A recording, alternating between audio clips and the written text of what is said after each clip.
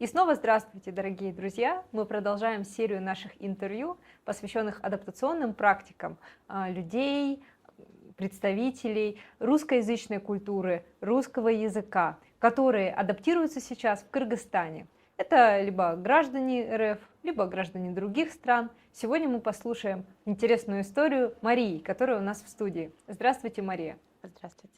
Расскажите немного о себе. Меня зовут Мария Волкова, я психолог. Ой, 2 интересно. года нахожусь в Кыргызстане. Вы работаете с клиентами оффлайн или онлайн? В основном онлайн. Здесь у меня было несколько клиентов в Кыргызстане, в Бишкеке. Но вообще мне очень нравится такой свободный график дома, когда можно одеть низ, Да. отличающийся от верха. Согласна. Конечно, работа дома подразумевает какое-то свободное пространство, да, наличие какого-то гибкого, более гибкого графика, да, нежели на месте в офисе. Вот с этим абсолютно согласна. По поводу работы. Вот мы задаем нашим гостям такой вопрос, бывает. Вы работали там онлайн. Здесь ситуация, вы сказали, не изменилась, но было ли желание, ну, как-то сменить вектор, да, то есть больше, может быть, кабинет свой открыть, да, то есть как-то ли сказался переезд именно на организации вашей работы? Мгм. А, была такая мысль, она, наверное, связана не с организацией работы, а с тем, что все равно живого контакта стало сильно меньше, да, в Мгм. отличие там от дома, от привычно, от друзей, знакомых. И были мысли такие в начале, когда только приехала, были мысли что-то организовать такое, ну, какие-то встречи, тренинги, то Мгм. есть вот что-то такое живое. Но потом мы очень быстро обросли друзьями, знакомыми, и как-то эта мысль отошла в сторону. Мгм. Мы сейчас зададим блок вопросов, посвященный адаптационным практикам именно Марии как переселенки. И также будет, конечно, очень интересно поговорить о вопросе переселения, о психологизме этого явления, да, потому Мгм. что у нас часто приходят гости, и мы слышим ответы, что они борются или боролись с депрессией, которая возникла в результате переселения. Поэтому я думаю, что нашим зрителям, представителям русскоязычного сообщества, или просто нашим друзьям и знакомым из других культур будет интересно послушать эту адаптационную практику в том числе, ведь это важно и полезно. А сейчас мы вернемся к нашему блоку вопросов, посвященным именно Мгм. тому, как мы обживались здесь, как вы обживались здесь в частности. Вот легко ли было сначала? Вот когда сюда только приехали? Или вообще не было такой категории, что вот легко, трудно? Нет, просто все шло своим чередом. То есть вот как вы этот опыт оцениваете у себя? Были ли какие-то барьеры, может быть, Мгм. да, по сравнению с жизнью в России? Потому что иногда у нас говорят, что ой, мы приехали, и нас порадовало. Цены ниже, все доступно, да. А иногда говорят, ой, мы приехали, и какое-то время мучились, мы привыкали, то есть было некомфортно. Сложно. Ну, конечно, было сложно. Мгм. Ну, есть и плюсы, да, то есть я понимаю, что, наверное, просто так я бы в Бишкек не поехала жить. Ну, вот Мгм. просто потому, что мне вдруг резко захотелось, да. И плюсы в том, что, ну, вот ты смотришь другую культуру, да, другую жизнь, и это интересно, и ты понимаешь, что, оказывается, она есть, жизнь за гранью Москвы, за Мгм. гранью России, да. Ну, как бы, а для меня, наверное, самое сложное было то, что отсутствуют близкие. Ну, то, Мгм. что вот друзья и родные, они все остались там. И получается, место само мне нравится, но мне не нравится, что все мои близкие остались в другой стране. И вот это вот действительно сложно. И по этому поводу я страдаю до сих пор. То есть М. я периодически летаю домой, а, и такие полеты, они дают мне какое-то ощущение такой стабильности. Вот. Ам, Это что касается сложностей. Мгм. Ну, вы сказали, что вы быстро обросли друзьями, знакомыми. Да. И как происходила эта социализация, да? То есть где вы знакомились, как вы объединялись, как проводили время вместе? Мгм. Ну, здесь много чатов было создано, наверняка вы знаете об этом, да, что очень много чаток, много каких-то чатов, много каких-то встреч организовывалось. У меня муж, он походник, М, бегун, он сразу начал ходить в походы, знакомиться с кем-то там. Соответственно, эти люди стали приходить к нам, и мы, в общем, какие-то настольные игры, какие-то встречи, какие-то тусовки. И таким образом, не могу сказать, что это слишком много, да, наверное, пальцев на руках и на ногах хватит, чтобы пересчитать количество знакомых, вот, близких людей, несколько человек тоже появилось, да, с кем прям достаточно близкий контакт, вот. Но в целом я понимаю, что, ну, на данный момент мне хватает, да, но так или иначе все равно хочется тех, кто родней. мгм. Когда вы приехали, подумали ли о необходимости учить кыргызский язык? Нет, вообще. Ну, то есть, из-за того, что тебя везде понимают, да, Мгм. ты можешь со всеми договориться обо всем.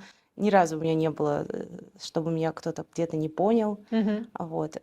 Так как очень интересно наблюдать реакцию, когда там говоришь, там, мы недавно ездили на водопад и сфоткали, попросили, семья попросила сфоткать, и они такие, прям кыргызы, и они говорят спасибо, и мы такие штакемес.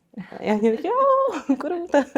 Вот, то есть, конечно, я вижу, как местные с благодарностью относятся, когда ты говоришь там не здравствуйте, а саламат сызбы, да, там, Мгм. вот. Ну, то есть какие-то такие базовые слова ты все равно так или иначе запоминаешь, но необходимости нет. Мгм. Что касается впечатления от кухни, наверняка раньше, как у нас многим гостям, да, не приходилось пробовать национальную кыргызскую пищу, блюда. А вы пробовали раньше? И если нет, то когда первый раз пробовали, какое впечатление это оставило? Ну, в целом, я могу сказать, что пробовали, потому что, М, ну, как большую часть, наверное, потому что манты, допустим, у мгм. нас вообще в семье это как такое Ну да. блюдо, которое мама готовит на праздник, потому что она из Казахстана родом. Мгм.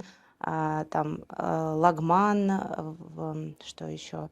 Какие-то такие мясные блюда, они есть у нас в кавказской кухне. То есть, когда там Дагестан или где-то Мгм. путешествуешь в этих местах, там это есть. Для меня было открытие, вот то, чего я никогда не пробовала, это ромо Мгм. с тыквой, с джусаем. Мгм. Ну, классно. У меня еще муж не ест мясо, и для него это А, прям да. спасение. Вот. Баурсоки тоже это было, ну, что-то вроде из теста, да, но что-то новое. Вот. А в остальном... вот, я вспомнила. На днях я пробовала шлянфу. А. Ну, такое, на любителя. Да. Это надо понять. Да. Мне как-то не понравилось, что слишком много уксуса. Я Да, тоже, да. да. Ну, Вот. с другой стороны, это дунганская кухня, да, не совсем традиционная прям. Да, Ага. то есть дунганы, прокомментируем для наших зрителей, это этнос на территории Кыргызстана, который сильно граничит и близко относится также к китайцам, да, то есть у Мгм. них много культуры китайской, они сами, даже язык, да, не кыргызский, а дунганский, то есть Мгм. это даже не диалект, а самостоятельный язык. Ну вот, и, в общем, эта культура, этот культурный субстрат– это синтез кыргызской и китайской культуры. Вот. Мгм. Поэтому, да, много уксуса, Мгм. непривычно нам совершенно, да, и, как говорят, у китайцев очень резкая пища, да, она либо очень Мгм. острая, либо очень Мгм. соленая. Я не была в Китае, я не знаю, но я согласна, шлинфу мне тоже как-то. Я, в общем, осталась на расстоянии от этого блюда. Ага. Мгм. Были ли какие-то стереотипы о Центральной Азии и о Кыргызстане, которые присутствовали до того, как вы приехали? Вот когда вы принимали решение о том, что да, это Кыргызстан, всплывали ли какие-то образы и что было потом? Вот вы приехали, оправдались ли надежды, оправдались ли стереотипы или все оказалось совершенно по-другому? Но я не помню насчет стереотипов. Мгм. А, Наверное, все в принципе оправдало. То есть я даже ехала без каких-либо ожиданий. М, Ну, я знала, что это страна, которая там 90% горы, да, или сколько. мгм. Да, знала, что здесь этот Тяньшань, город Мгм. Тяньшаня.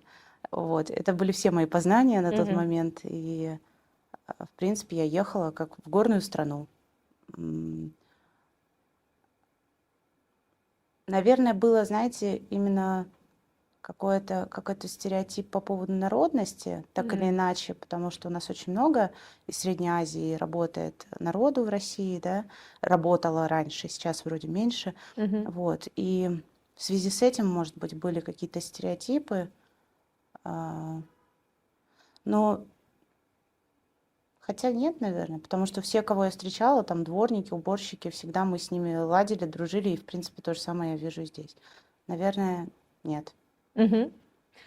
Спасибо, что делитесь. Вот что касается ам, впечатления о уникальности Кыргызстана, да, вот среди всех мест, где вам удалось бывать Мгм. когда-либо, вот Бишкек в частности и Кыргызстан в целом, какое впечатление эмоционально оставляют?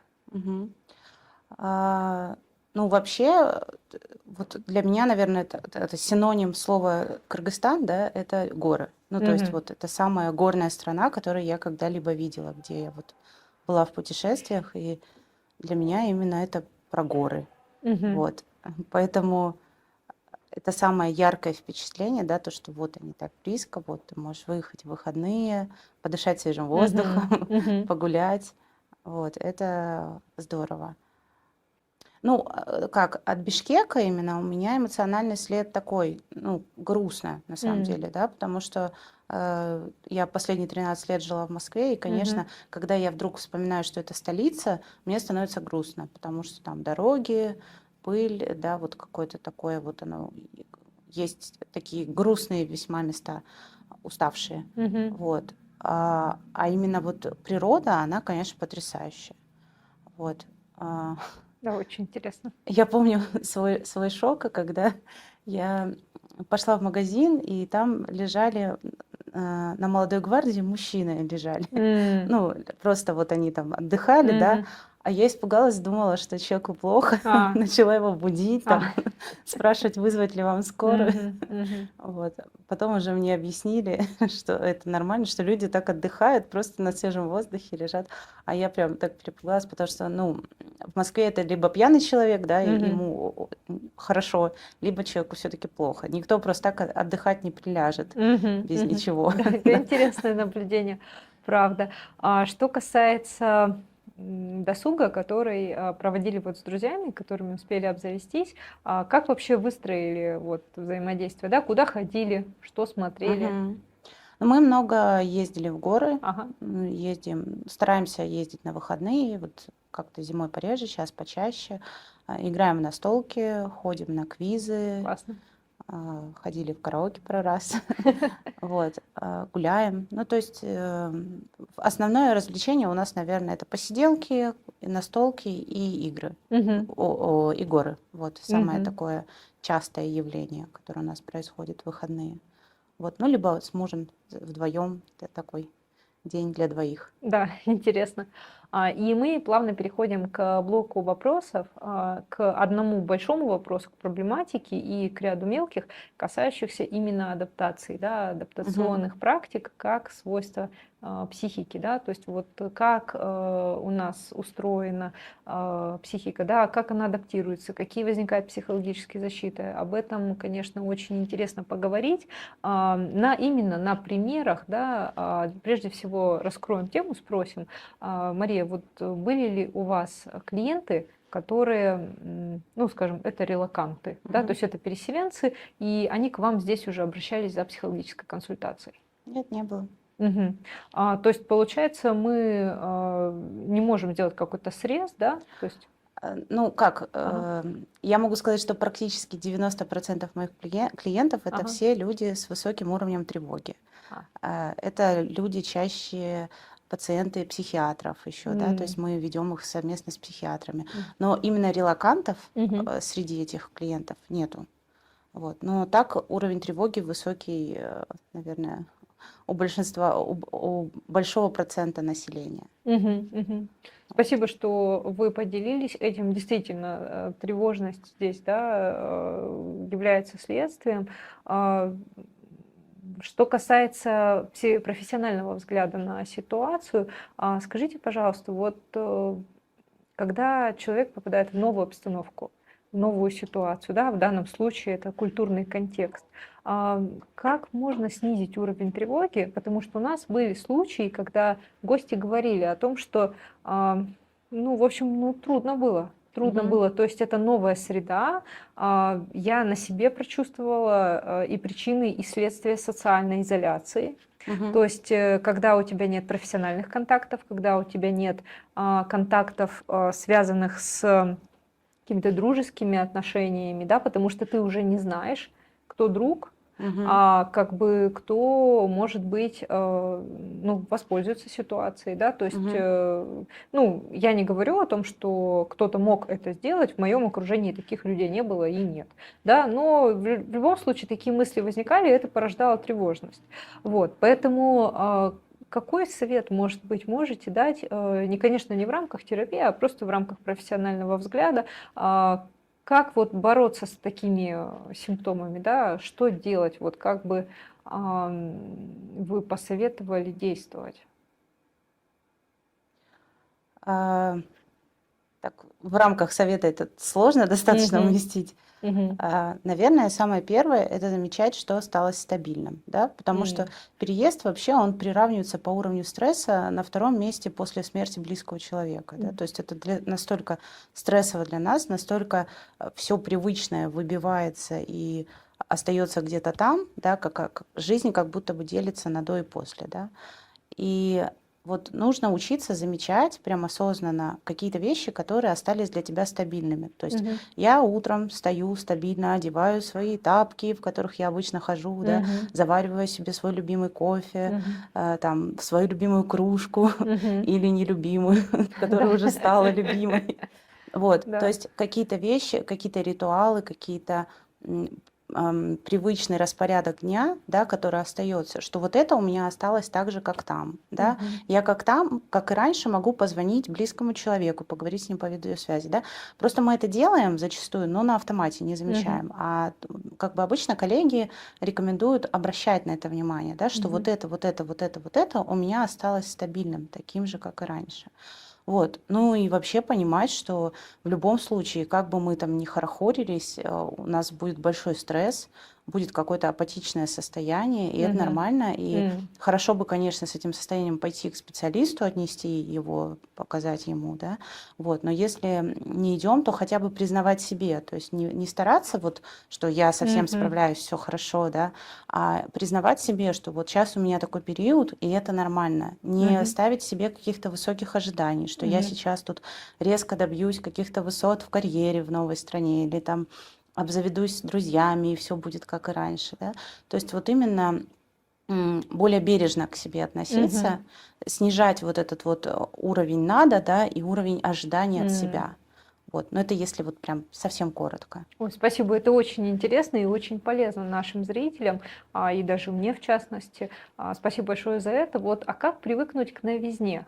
Вот идея в том, что действительно это новый контекст, в том числе культурный, в том числе это новые имена, о которых мы в одном из интервью говорили, что трудно бывает запомнить, да. Да. Ну, как это же и обратный процесс тоже, да, я уверена, что любой иностранец, в том числе и кыргызское местное население, если бы, допустим, не учили русский язык как один из языков деловой коммуникации, конечно же, тоже бы уточняли наши имена, Мгм. поэтому здесь такие у нас моменты случались и не раз, да, на деловом уровне, на бытовом уровне. Но вот что касается новизны, вот как стоит ли, на ваш взгляд, принимать эту новизну как часть новой идентичности? Конечно, это выбор каждого. Но вот, на ваш взгляд, если, допустим, человек принимает, да, то какие практики он может использовать? Вот как он может об этом думать? Или если он, допустим, предпочитает внутреннюю миграцию и говорит: "Нет, я никак не контактирую". У нас тоже есть такие гости. Они говорят: "Нет, вот я приехал, я никак не контактирую". То есть я просто общаюсь по интернету, еду доставкой, значит, получаю интернет-магазины, мне привозят всю Мгм. одежду и сопутствующие товары, и я просто работаю на удаленке. То есть это вот просто такой, значит, человек, существующий, ну, в таком культурно-контекстном вакууме, если можно сказать, да. Мгм. Вот Мгм. несколько гостей у нас, в общем, ведут такой образ жизни, и им окей. Вот. А если мы решаем все-таки окунуться в новое, вот на что стоит обратить внимание? Чтобы, Интересно, что эти гости пришли к вам на интервью. А, ну, по всей видимости, мы оказались с этой стороны пузыря, да? Наверное. Да. На что обратить внимание? Ну, вообще, наверное, вы правильно сказали, что это дело очень индивидуальное, да, потому что кто-то мыслит, что я вливаюсь, да, и я вот начинаю новую жизнь здесь, да, я учу язык потихоньку, там, привыкаю к культуре, привыкаю к еде, и покупаю жилье и так Мгм. далее. А Ой, кто-то интересно. мыслит, что я вот тут сейчас вот поживу чуть-чуть, да, это как Мгм. будет вот она жизнь шла, да, Мгм. тут у меня такой вот жизнь в Бишкеке, да, а потом снова жизнь. Вот кто-то же мыслит таким Ага, образом, и заставить его как-то мыслить иначе, ну, мы же не можем этого сделать. да. То есть, э, Как не пугаться нового? Вот этот вопрос очень интересует, потому что, конечно, мы не можем сказать, что здесь есть какой-то, конечно, никто не измерял здесь академический уровень культурного шока. Может быть, кто-то измерял, но я не в курсе. Вот, но мы не можем сказать, что культурный шок здесь очень сильный, да, потому что вообще не сильный. да, да, потому что когда мы общаемся с другими гостями, тоже все отмечают, люди говорят на русском, как Мгм. бы советский и постсоветский менталитет присутствует, то есть адаптация происходит довольно быстро, и здесь можно смело делать те вещи, которые трудно делать, например, если ты оказался на европейской территории или в Америке, потому что там, пока ты шаг за шагом адаптируешься, ты приходится осваивать привычки по крупицам. Да, ну, многие. Мгм. Я имею в виду, допустим, документооборот, да, вот что касается Соединенных Штатов, там совершенно другой документооборот. Он, с одной стороны, проще, с другой стороны, он такой закостенелый, он такой консервативный, и, ну да, иногда финтех там не такой, как у нас в России, да, и иногда это вызывает какие-то дополнительные усилия, да, то есть мы их тратим. Вот. А что касается здесь адаптации, культурный шок меньше, но все равно он есть. Вот как к Ну, нему конечно, он есть, но Ага, он небольшой. ага, Слушайте, вот сложно сказать как специалист, да, потому ага, что я все равно мыслю, ну вот по себе и ага. по тем людям, с которыми я общаюсь, да, Мгм, вот с которыми мы тут дружим. мгм, И практически все отмечают, и я отмечаю, да, мгм, что действительно культурально мы очень схожи, ну, мгм, во многом, да. мгм, А, Схожи, ну, там, язык, понятно, да, это вот прям вообще для меня, потому что я не знаю английский, и для меня, если бы надо было где-то выражаться на английском, то вот это был бы стресс. А здесь, мгм, в силу того, что ты понимаешь, я могу вам сказать, знаете, ко мне прилетала сестра недавно в гости, и мгм, она говорит, она получила новый загранпаспорт. мгм. Она говорит, вот загранпаспорт, открою, новая печать, первая. Вот, и когда она прилетела, она такая: "Блин, ну я как будто в России, ну вот куда-то в Дагестан поехал, надо было не там печать ставить". Вот, то есть она говорит: "Я точно куда-то за границу уехал?" Вот, Да. поэтому мне сложно, для меня это, знаете, как будто действительно ты где-то в Дагестане, в Татарстане, где-то вот где есть тюркские народности, а в Мгм, России их достаточно много. мгм, И поэтому у меня это не вызывает такого вот какого-то шока культурного, мгм. да. У меня вызывает шок культурный, что человек может взять пакет с мусором, поставить его возле чего-то дома. Вот это у меня вызывает культурный шок, вы уж меня простите. Но я понимаю, что и в России такого навалом, Да, да, в силу того, что просто точно. я жила в Москве, и там дворники очень быстро за всеми убирали, и Мгм, ты этого не видишь, да, а, конечно, в маленьких городах это есть. Вот, то есть для меня, наверное, вот именно какой-то, ну, это даже нет, это даже уже я куда-то в другую сторону ушла от вашего мгм. вопроса. А, Давайте еще раз. Да, давайте проговорим про страх новизны. Страх Да, не новизны, всем да. людям бывает просто адаптироваться, особенно людям интроверсивным, замкнутым, да, Мгм. склонным там, к депрессивным эпизодам, например, да, каким-то, ну, людям таким, которые живут в своем мире и которым бы хотелось, чтобы его никто не тревожил, да.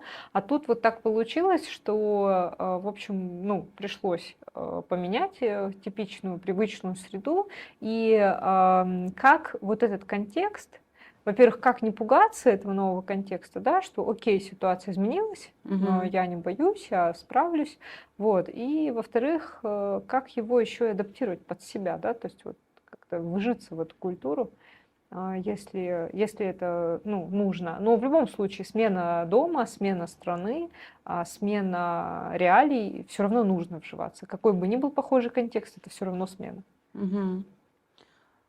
Я думаю, что людям, вот, о которых вы говорите, такие достаточно закрытые, да,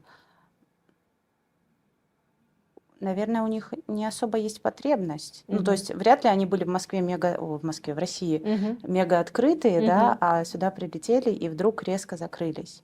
Ну, то есть, скорее всего, они были склонны к этому и Мгм. раньше, с высокой вероятностью. Вот, соответственно, э, ну, как бы зачастую, просто, знаете, это выглядит как это, догнать и причинить добро, да. Сейчас мы вот М. тут насуем советов Мгм. человеку, Мгм. который Мгм. там Мгм. замкнут, сидит в квартире, Мгм. заказывает еду, да, и ему окей.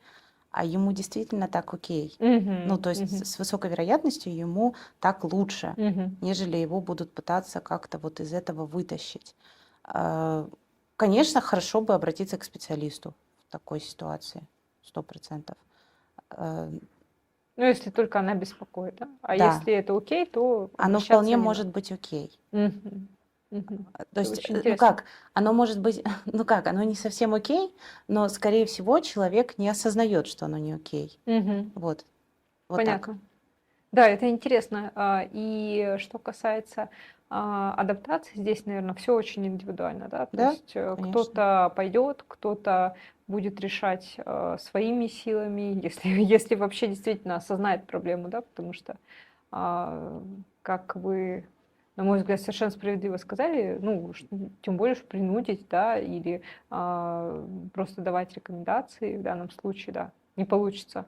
Вот. И спасибо, что вы это отметили, потому что когда у нас такие вопросы задают наши гости, да, мы все время начинаем думать, ну вот что можно сделать. А ведь и действительно все практики, которые мы как-то обсуждаем в рамках интервью, они все очень разные. Мгм. То есть получается, что универсального совета нет, нужно смотреть на каждую ситуацию в индивидуальном ключе. Конечно.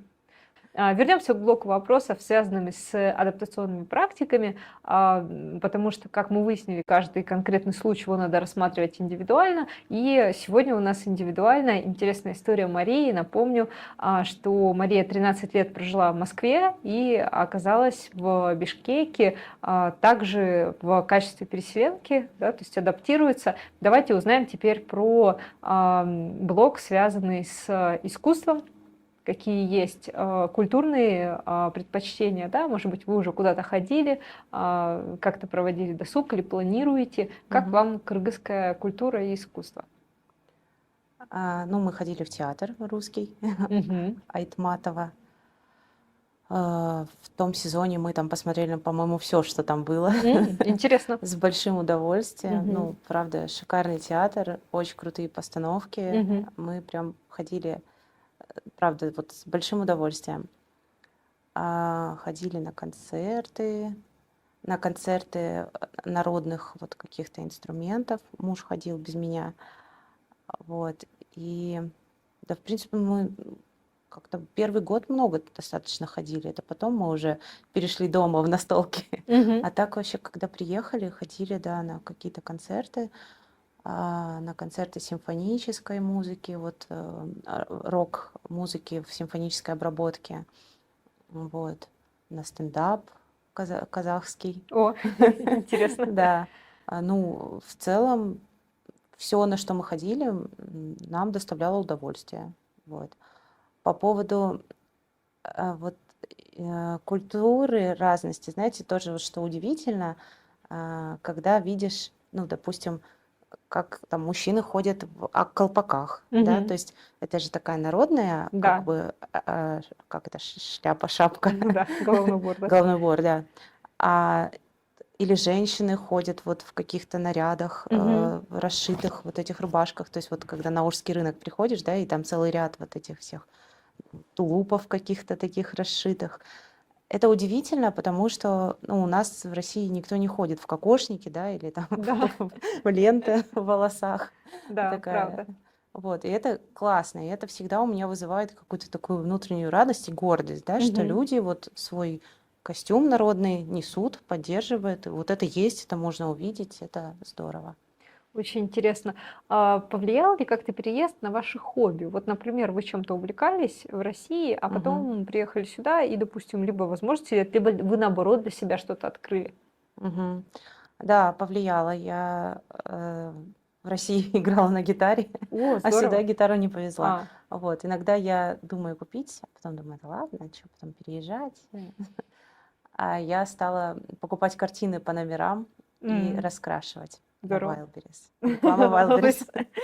Да. Кстати говоря, это же тоже очень про стабильность. Мгм. То есть, когда я понимаю, что здесь есть Wildberries, я такая, о, М, родненький. Да. Это прям очень поддерживает. Мы недавно с подругой говорили, она говорит, Мгм. хотим переехать в Испанию, но там же нет Wildberries. Кошмар. Как я буду там? Я, говорит, даже еду там заказываю. Слушайте, интересно. Еще один пример стабильности мне пришел на Да, да, ум. Здесь же и я не знаю, сколько процентов товаров, но мне кажется, да. как минимум 40. Ну, то есть вот 4 товара из 10, если вот так навскидку разложить, минимум, мне кажется, доставляется из России. Да. Огромное количество. Просто мы покупаем продукты в супермаркете, такое впечатление, что ты в пятерочку сходил, да, Мгм, вот, ну, мгм, серьезно. И, конечно, здесь есть какие-то вещи, которые вот привычны для рациона. Вот вы мгм, говорите, ваш муж веган, да, или мгм, вегетарианец. мгм, Вот, я тоже, и мне, допустим, нравится цикорий. Вот я мгм, покупаю, да, то есть вместо кофе я его использую, или какие-то фрукты, овощи, как вегетарианка и веган. Вот, мгм, то есть это тоже довольно приятно, что здесь есть то, что мгм. можно добыть из России, да? Ну, из привычного такого, Мгм. да. Мы тут как-то обнаружили продукцию из Вкусвилла в каком-то магазине. О, Я вам потом адресок дам. да, давайте. Вот, и мы такие, Да. о, родненькая. Да, вот это круто, круто. Вкусвилл — это просто же любовь. Ну да, поэтому вот такие вещи, они как Ага. раз и дают вот это ощущение стабильности. То есть, когда ты товары какие-то привычные, какие-то увлечения привычные, да, ты можешь их. Что вам удалось заимствовать из нового контекста, что стало таким трансформационным, например? Оно могло немножко поменять внутренний мир, да, оно могло значительно поменять, но вы точно увидели, что вот эти реалии, которые не свойственны нашей картине мира, они как-то влияют, они что-то вызывают, и это что-то в новинку. Какой-то сложный вопрос. Да. Я пытаюсь.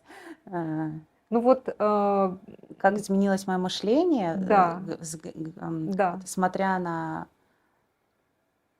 м, Вот у меня, например, есть один пример. Вот люди здесь живут довольно неспешно, мне кажется, по Да, крайней мере, да, медленнее, чем в Москве. да. И это очень сильно повлияло на мое мировидение, потому что я такой человек, еще любящий структуру. Вот Мгм, я люблю, чтобы все было по часам. И как бы, но я увидела, насколько искусственная эта система, которую я создаю сама у себя в голове, когда я увидела, что люди здесь часто поступают иррационально, по мгм, зову сердца, по зову эмоций, и просто это не подчиняется тем описаниям, которыми я наделяю эту ситуацию. И я просто раскрыла в себе тоже, наверное, какие-то вот эти иррациональные паттерны поведения, они, ну, то есть как-то я посмотрела, что можно помимо каких-то сознательных действий посмотреть еще и на свои бессознательные действия. И мгм, оказалось, что они очень даже иррациональны. То есть вот просто, например, ну, например, да, вот сделать над собой усилие, следовать расписанию мгм, или отдохнуть, потому что так хочет тело. мгм, И, конечно, с точки зрения рацио, хорошо бы и логично бы сделать свои дела и потом отдыхать. Но если ты чувствуешь, что тело устает, я мгм, вижу, как здесь люди следуют зову своих порывов, да, и, ну, то есть, ну, захотелось чаю попить, вот они сели, попили, мгм, то есть это не проблема, да, мгм, то есть как бы и они допускают эту степень свободы, то есть они допускают буюрса. Они мгм, это допускают. То есть у них нет такого, что точно. Я думаю, что это вот такой кусок, может быть, постсоветского наследия или советского наследия, когда вот есть план. да, и вот, Ну, наверняка, да. да, Ну, и все-таки, если мы говорим о жизни в Москве, мгм, то она очень быстрая, да. Там да, все у тебя по часам да, расписано. да, Ну, я понимаю, о чем вы говорите, но у меня это не трансформирует мое ага, мышление, а больше вызывает раздражение. о, Потому интересно, что, ну, то есть не могу сказать, что я стала как-то более расслабленной во времени, а, наверное, в летний период, как-то мгм, там в связи с отпуском, да. А так в целом у меня есть мое расписание, по мгм, которому я живу, да, и календарь, в котором все мгм, записано, чтобы ничего не забыть. И поэтому вот эта вот расслабленность, вот такая вот, меня лично она наоборот напрягает. Ну, то м, есть там, когда ты там ждешь ответа, да, или тебе ага, не отвечают, или еще что-то. Ну, да-да, то есть вот такая вот, как, ну, бывает, да, как это называется? М, Я забыла слово, ну ладно, неважно. мгм, Вот, она у меня вызывает больше раздражения. мгм, Когда, наверное, я не очень в ресурсном состоянии, да. мгм, Когда я в нормальном состоянии, я такая, ну окей, да, ну как бы здесь так. То есть мгм, я понимаю, что это правила этой страны, да, мгм, правила в ну да, кавычках, которым, ну, я принимаю. Я, мгм, конечно, могу там где-то раздражаться, но, естественно, людям я не буду об этом активно как-то заявлять. мгм, мгм, Вот, потому что я здесь гость. мгм, Вот.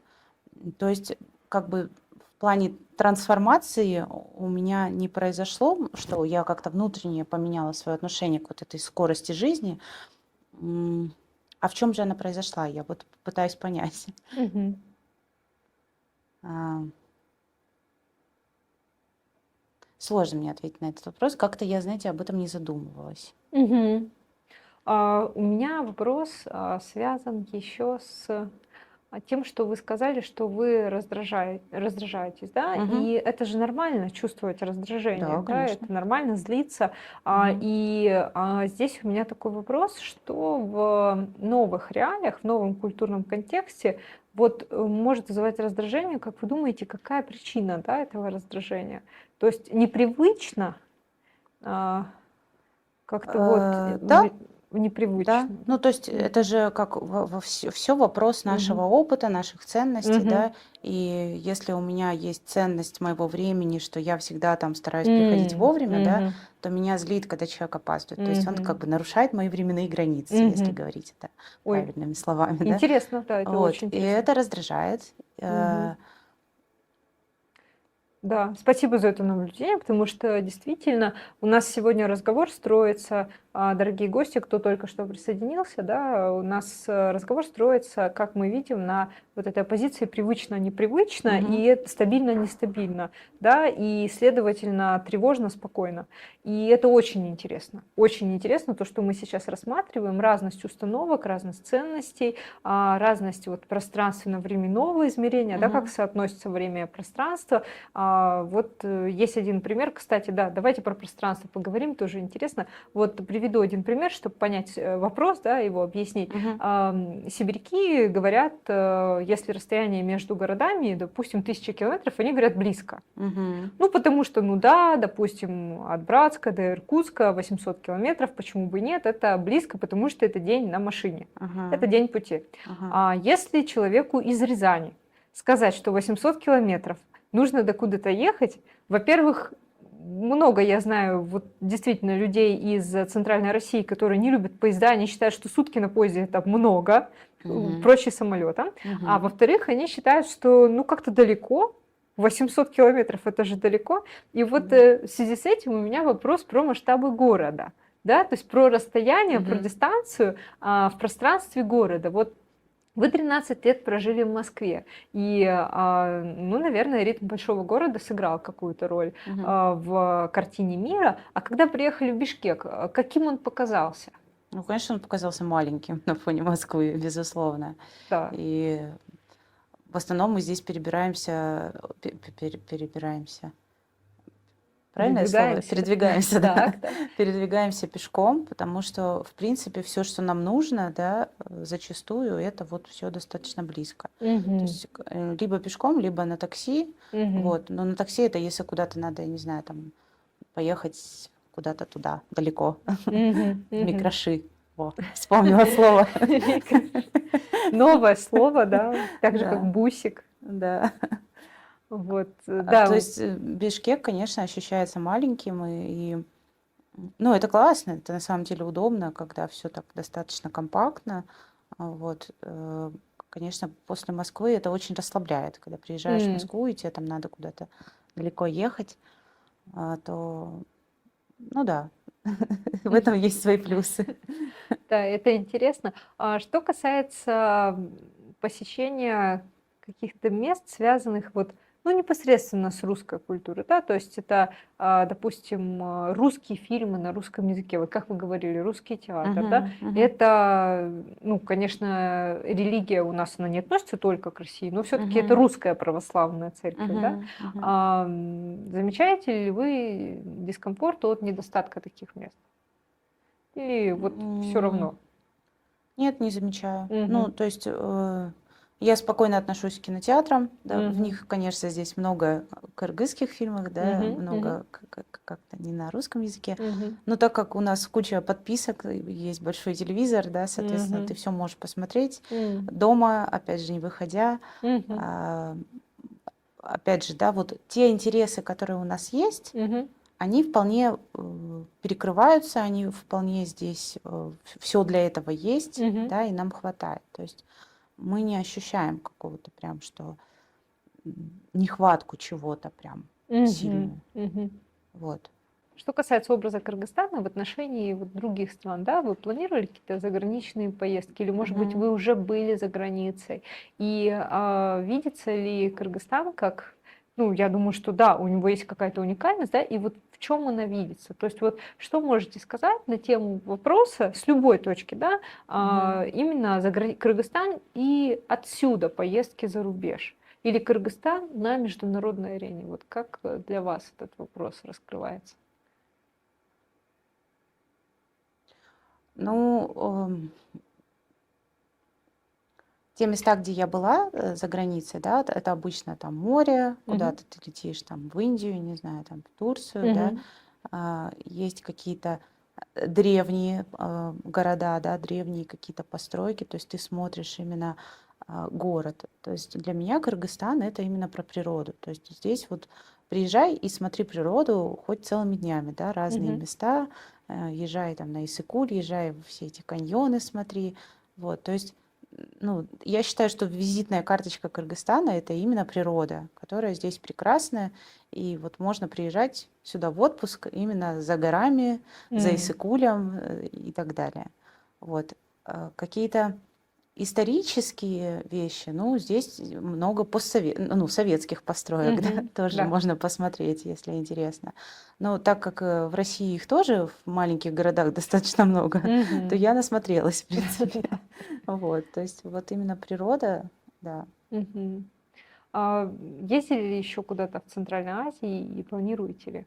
Да, ездили, ну, в Центральной ездили в Казахстан, Мгм. ездили в Узбекистан. О, интересно. Да, ну, вот Узбекистан, конечно, он именно, мы не видели там природу, Мгм. мы видели там все вот эти строения М. старые, да, все эти мечети такие красивые, как у нас, знаете, по Золотому кольцу России, когда А. едешь, там церковь на церкви, так Да-да-да. же и там вот мечеть на мечети, Мгм. Мгм. вот, А,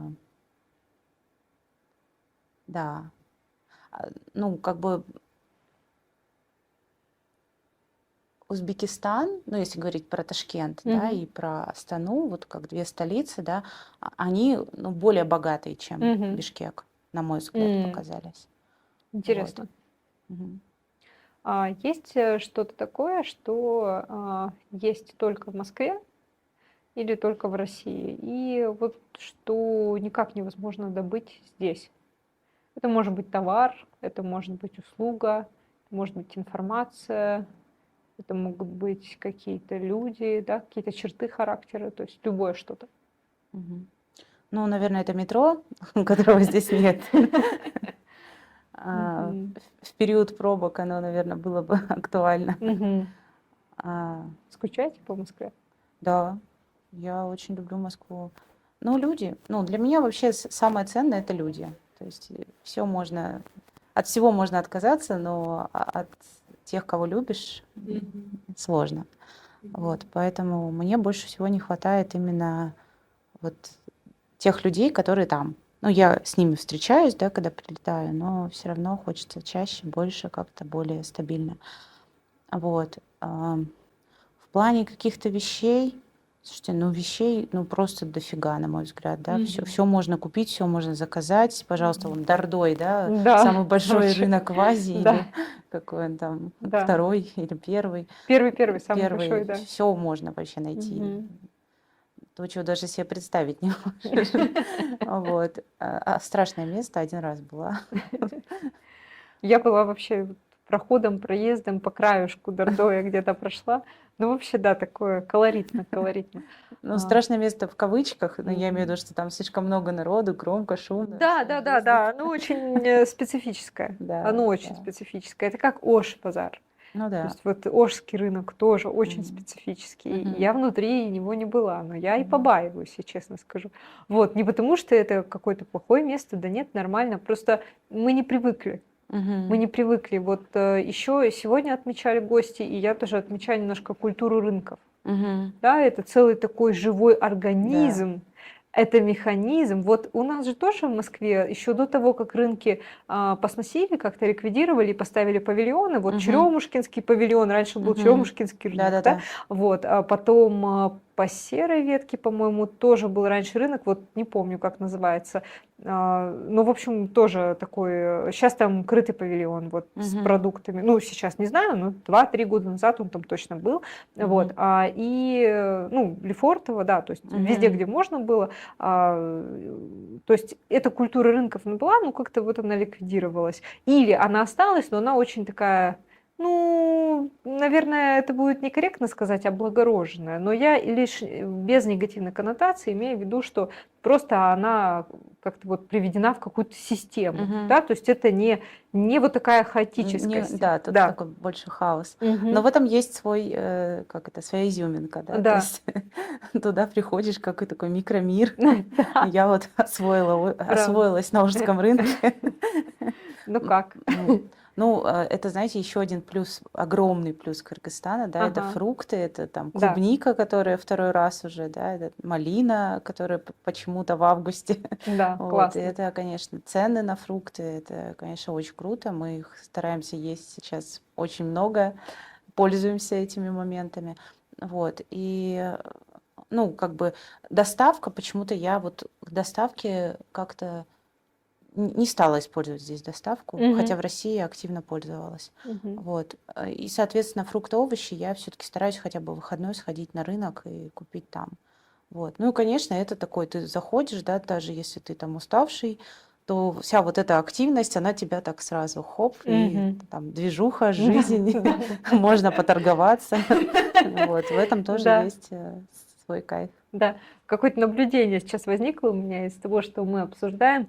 Наверное, это какой-то управляемый хаос. Это вот мы думаем, что это для нас, да? Вполне То есть, управляемый, да, конечно. то есть мы так думаем, что... Нет, понятно, что здесь я тоже утрирую и нас выставляю, так Мгм. что вот мы думаем линейно, Мгм. однонаправленно, что это хаос. Нет, нет, конечно, я не это имею в виду. Я имею в виду, что это не подчиняется законам нашего понимания, да, Мгм. законам нашего мышления. То есть мы на это смотрим, и, ну нет, ну понятно, мы тоже бывали на рынках и у себя, но здесь это какой-то действительно живой организм. Это Мгм. совсем по-другому функционирует, и это интересно. Мгм. Завершая наше прекрасное интервью, наполненное интересными событиями, историями, впечатлениями, хочется сказать большое спасибо Марии за то, что вы выделили время, пришли к нам сегодня в студию. Мгм. Спасибо вам за приглашение. Очень рада вас видеть. И в конце буквально одним коротким предложением, если хотите, поделитесь чем-нибудь с гостями нашего комьюнити, с зрителями, которые будут смотреть это интервью на русском языке или с английскими субтитрами. Вот, что бы вы хотели сказать о Кыргызстане позитивного? Ну, я уже несколько раз об этом говорила, Мгм. скажу в третий. Мгм. Ну, конечно, сюда стоит ехать за вот этой невероятной природой. Ну, то Мгм. есть здесь, на мой взгляд, есть все, да, и шикарное озеро, невероятные горы с заснеженными вершинами, каньоны какие-то потрясающие. То есть вот если бы это было как-то распиарено, Мгм. разрекламировано, да, то Мгм. я бы сюда с удовольствием поехала просто в М. отпуск. И я уже думаю о том, что когда я вернусь в Россию, я думаю, что когда-то это произойдет, да, М. то я сюда буду приезжать периодически. Интересно, Да, интересно. именно за Здорово. вот этой природой. Мгм. Приезжайте к нам, друзья, смотреть на природу и до новых встреч на канале. Всего доброго.